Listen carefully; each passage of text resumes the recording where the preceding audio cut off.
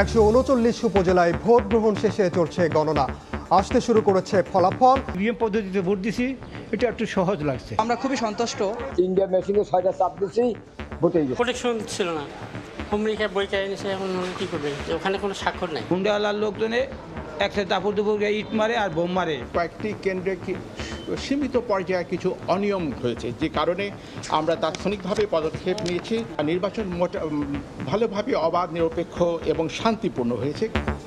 40% vote পড়ার পরও বিএনপির দাবি জনগণ বর্জন করেছে। যেটি দামি নির্বাচন, জনগণ প্রত্যাখ্যাত নির্বাচন। ভোট কেন্দ্রে একজন ভোটার নাই। আমি বাংলাদেশের গণতন্ত্র সচেতন মানুষের প্রতি শ্রদ্ধা জানিয়ে আমি আজকে আবার সেলিব্রেট করি। দেখছিলেন প্রধান শিরোনাম। সন্ধ্যার সময়ের সঙ্গে আছি আমি ওমর ইনান। এবার অন্যান্য শীর্ষ সংবাদ।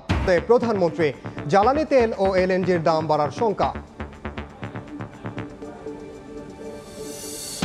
খবরদারির মনোভাব থেকে সরে এসে বাংলাদেশের কূটনৈতিক আনুকূল্য পেতে মরিয়া যুক্তরাষ্ট্র।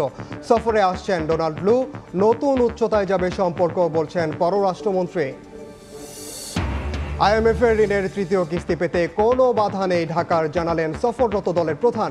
এ মাসেই সিদ্ধান্ত, অর্থ পাচার রোধে বাংলাদেশ ব্যাংকের সঙ্গে কাজ করছে সংস্থাটি।